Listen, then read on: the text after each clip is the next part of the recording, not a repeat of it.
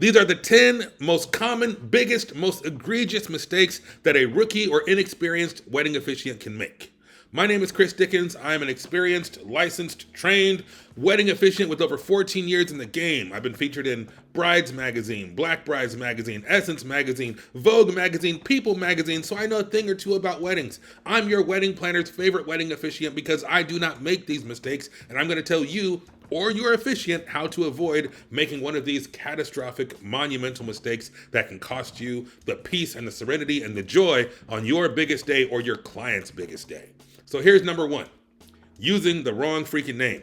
If your officiant's a rookie or they're inexperienced, they might use the wrong stinking name. I'm not saying they don't know who they are, but maybe they're one of those cookie cutter officiants where they just kind of insert name here in the same old script every time. That's not how I do it, but a lot of people do it that way. So if you're doing a wedding for Sam and Tony, and 2 days later you're gonna do a wedding for Sheila and Thomas, you might mix it up. Well, they might, not me. But the reason why is because they don't properly know their client. They don't know their couple. They don't know their customer. So you need to understand and know who the heck you're dealing with. But maybe they have a hard to pronounce name or an ethnic sounding name. Maybe you're a friend of the bride or a friend of the groom and you don't know exactly how to pronounce it. Or maybe you don't know how to pronounce it the way they would pronounce it.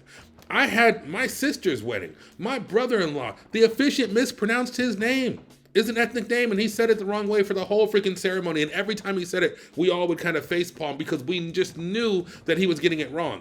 A good, prepared, professional officiant is going to ask the couple how to pronounce the name and practice and get it right. So if you're unfamiliar with the couple, or if you just don't know how to pronounce it, you need to know how to pronounce it, and you're supposed to get to know your couples so you can make an authentic, custom, beautiful wedding ceremony. If you're one of those cookie cutter guys where it's just insert name here, you darn sure better make sure you know who you're dealing with and practice their freaking name.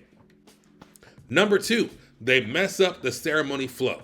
What do I mean by that? Well, you ever go to a wedding where the officiant doesn't tell people to sit down and you're just standing the whole time waiting for the officiant to give you the signal to sit down? That's one that's pretty bad, pretty awkward, pretty uncomfortable. But what about forgetting key moments in the ceremony or just forgetting the flow of the ceremony?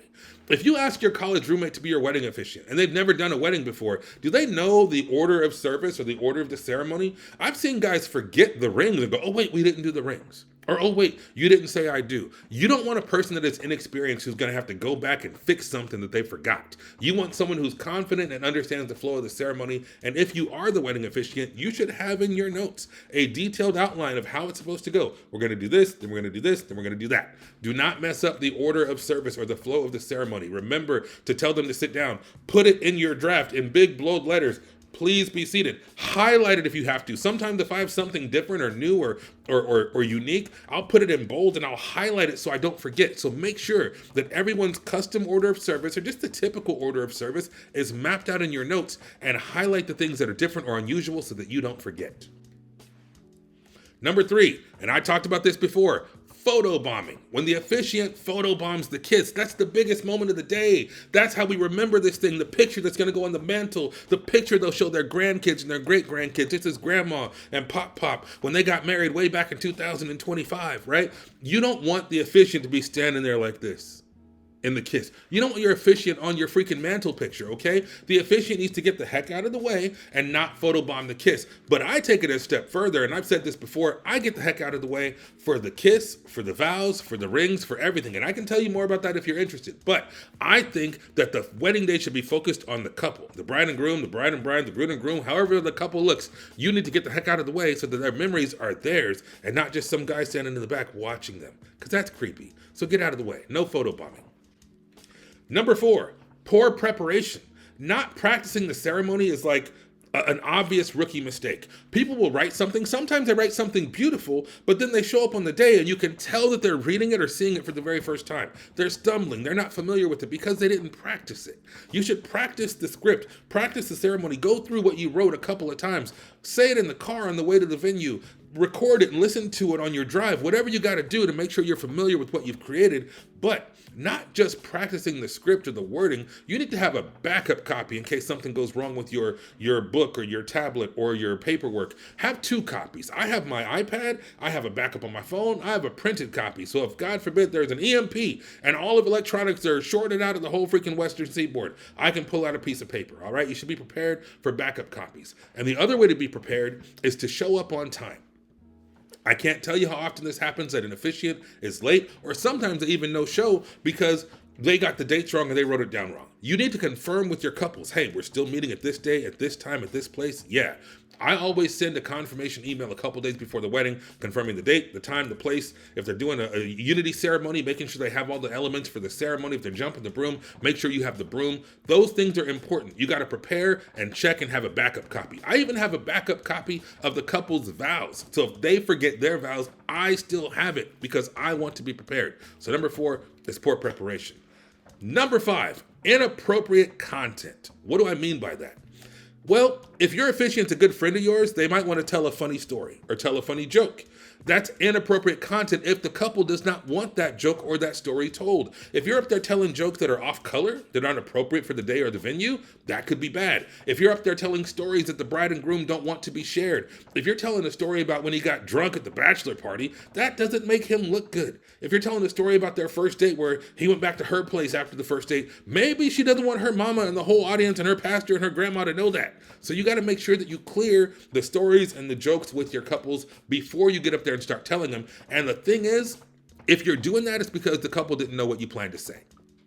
I always send a copy of my script. I know a lot of officiants don't do this. I do it. I send a copy of my script so couples can read it and give me the thumbs up. If I have a detail wrong, like I said they met at Starbucks and it was really coffee bean, they can fix it. If I say something they don't want to be shared, they can take it out. If I've got too much religion, they can ask me to dial it back. If I don't have enough religion, they can ask me to crank the volume. Whatever it is, because I want it to be unique and perfect for them, I send them a script that they can give me approval. That's kind of my final step in this whole ceremony preparation process, is to send them a draft of everything I plan to say, minus the little custom and surprise details, and they can say, heck yeah, Chris, we like it, or hell no, Chris, take that out. All right, number 5, inappropriate content. Number six is mishandling microphones. If you've never spoken on a microphone before, you might not hold it properly. And I know that sounds weird. It's a microphone, right? It's supposed to pick up all the sound. But I've seen hundreds, maybe hundreds is an exaggeration, but I've seen quite a few wedding officiants, DJs, fathers of the bride, people giving toast, and instead of holding the microphone up here, they're holding it down here. And the audience can't hear anything they're saying. And everybody's going, what? I can't hear you. And every once in a while, they'll go, and then it gets real loud, and then it gets real quiet. And it gets real loud, and then it gets real quiet. You have to practice how you're going to hold the microphone, how you're going to look. Don't block your face. If you're holding the microphone for the bride or groom, you want to make sure you're holding it in a way that doesn't block their face to the audience or block the cameras, because the cameras are how we remember these moments. So you want to hold it in a way that is not blocking them, but so that they can be heard. And speaking of blocking the couple, you want to make sure that the microphone stand is not there. I hate microphone stands. If you can't get around it, fine. Make sure it's low enough that it's not in the pictures. When they're looking each other in the eyes and promising to love each other forever and ever, the last thing you want is a big microphone right in between them. So set it up, practice it. When you do your sound check with the DJ, make sure that you have a good height for the microphone and the mic is hot enough to capture everything so it's not in the way. Or better yet, just use a handheld mic and know how to work it so it's not going to be too loud or too soft and everyone can hear you. Number 7, the lack of vendor coordination. Your wedding ceremony is a team effort, and your officiant should be like the quarterback or the team captain, maybe even the coach. Before every ceremony, I meet up with the photographer, the videographer, the DJ, and we talk about the important moments, the cues, so they're in the right place at the right time to capture the right moment. The last thing you want to do is get to the kiss and the photographer or the videographer is out of position. Or, you have a music cue and the DJ doesn't know it's coming and so they're late hitting the music cue. You do not want that. So every time before you do the ceremony, if you're a rookie, talk to the team. If you're a pro, talk to the team and let them know, hey, at this point, I'm going to say blah, blah, blah. And then the kiss is about to happen. When I say blah, blah, blah, they're going to do this funny custom thing that they plan to do that most people don't do. Or when I say blah, blah, blah, I want you to hit the music, whatever it is. Sometimes in a unity ceremony, sand ceremony, unity candle, they want a little music. Make sure the DJ's ready. He has a song. Hell, when I do the photo opportunity, I usually ask the DJ to play a little something fun because it gets the people moving and gets the people feeling more upbeat and gives them kind of permission to move around. So make sure you talk those things over with the team, the photographer, the videographer, the planner, the DJ. Make sure you're all on the same page so everyone can do their best job and be in position to capture the perfect moments and do the right thing.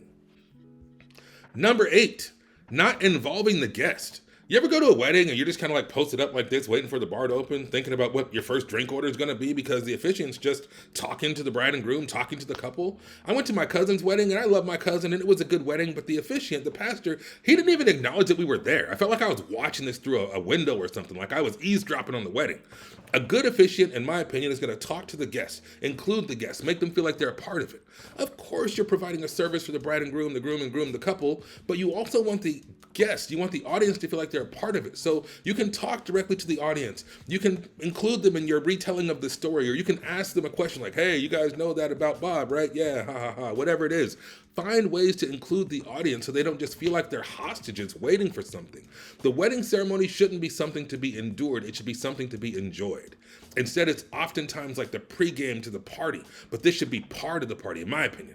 The wedding ceremony should be the beginning of the celebration, not the thing that we have to get past in order to get to the celebration. So include the guests. And if you have elements to include the audience like I do, the audience vow, the photo opportunity, the roll call, those kind of things that I do, involve the audience. Give them permission to be a part of it, to laugh, to clap, to cheer, and to feel like they're part of the celebration. Let them in on the secret. Let them in on the moment instead of making them sit there quietly and endure. Trust me, it makes for better pictures too.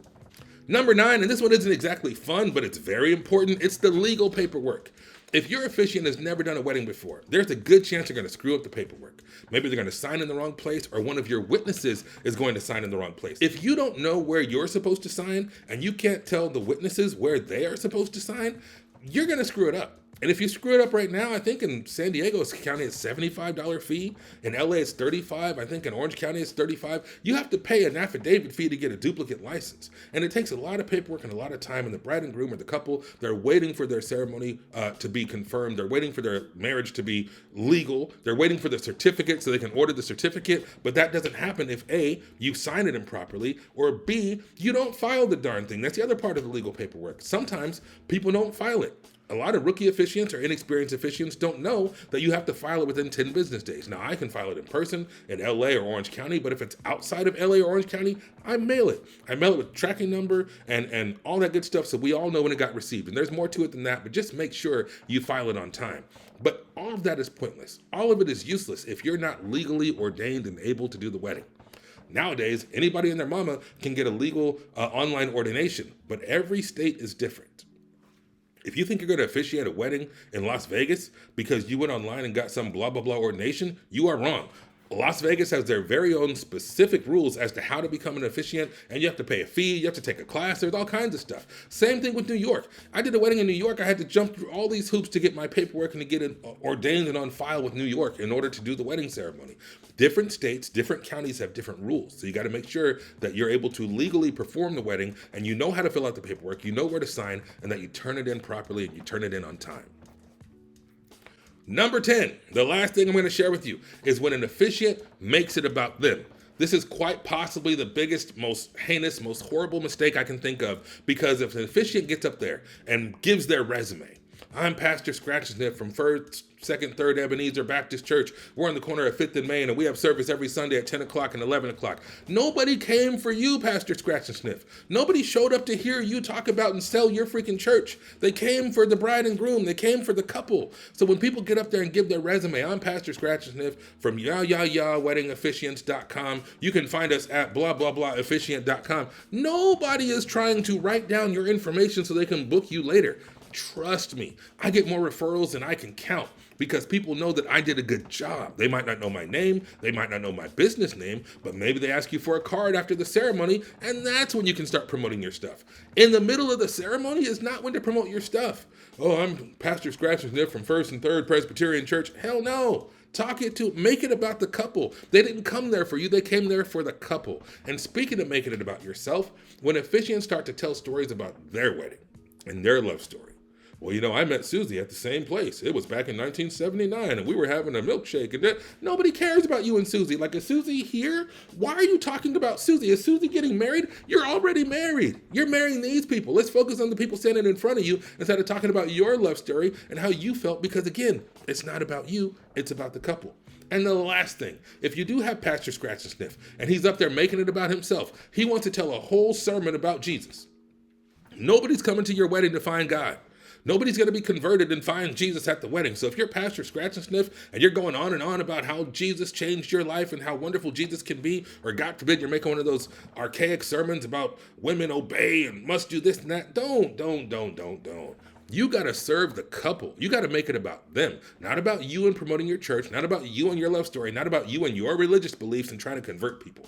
That is selfish. So I hope I gave some help to some people who are thinking about being an officiant, or they're being an officiant for the first time, or maybe even the second time, or if you're trying to make a wedding officiant career or a business. These are some things that even professionals do. Not the good ones, but the rookie ones. So if you want to be a good officiant, whether it's one time or for the 100th time, you need to do these things. And if you're looking for an officiant that is professional, that is experienced, and that does not make these mistakes, you can always contact me at yourcustomceremony.net. Haha, see? I put my stuff in there at the end, not in the beginning. So this is about you, and I want you to feel good. I want you to feel confident. I want your friends and your family to cheer and say, this is the best wedding I've ever been to. And I've got all kinds of tips and tricks on that. So you can follow me on social media at Your Custom Ceremony. You can always contact me at yourcustomceremony.net.